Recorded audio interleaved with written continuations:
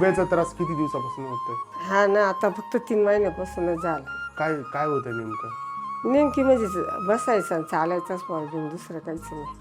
आणि इथे कळ लागते, कळ लागते. इडं कळ लागते. कुठं कळ लागते? हे इथं हां, कळ लागते. इथं हे असं जात नाही ना खाली, दाबल्यावर दुखतं थोडं. थोडं दुखतं. हां. कोविडमध्ये 3 व्हॅक्सिनेशन केले त्यांनी आणि त्याच्यानंतर त्यांना हा त्रास चालू झाला. बरेच पेशंट येतात, काहींना कोविड पण झालेला नसतो आणि फक्त व्हॅक्सिनेशन घेऊन हा EVNचा त्रास चालू झालेला आहे. ओके.